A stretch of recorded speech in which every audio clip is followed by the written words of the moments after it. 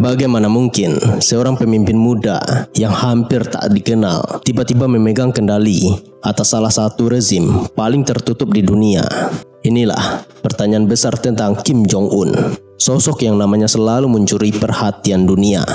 Kim Jong-un lahir pada 8 Januari 1984 atau 1983 karena catatan resmi negaranya kerap tak jelas. Ia adalah putra dari Kim Jong-il dan cucu dari Kim Il-sung, pendiri Korea Utara.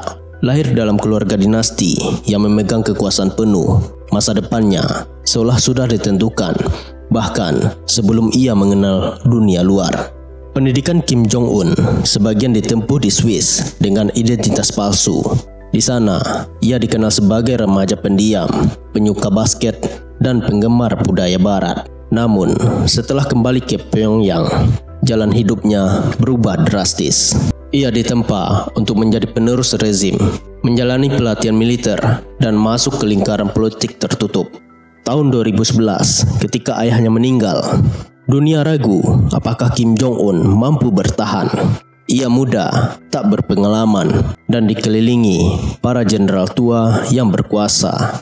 Namun, dalam hitungan bulan, ia menunjukkan gaya kepemimpinan keras, pembersihan lawan politik, eksekusi tokoh senior, hingga konsolidasi kekuasaan yang brutal. Sejak saat itu, wajahnya menjadi simbol Korea Utara di mata dunia. Negara yang penuh propaganda, tertutup dari informasi, dan dipimpin dengan tangan besi. Di bawah pemerintahannya, uji coba nuklir berulang kali dilakukan, menantang tekanan internasional dan sanksi keras dari Barat. Namun, sisi lain muncul. Ekonomi rakyat menderita, isolasi semakin dalam, dan arus informasi global hampir mustahil masuk ke dalam negeri. Pemimpin muda dengan senjata nuklir di tangannya, tapi rakyatnya hidup dalam keterbatasan ekstrim. Kim Jong-un juga memainkan panggung diplomasi global.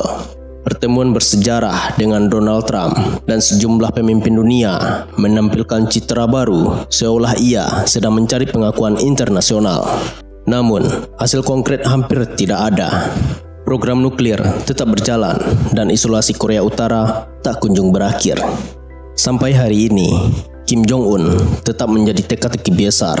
Apakah ia sekadar pewaris dinasti yang menjaga kursi kekuasaan dengan ketakutan?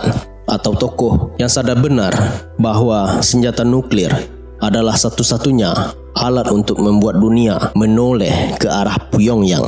Dan sekarang, saya ingin bertanya pada Anda, bagaimana Anda melihat sosok ini?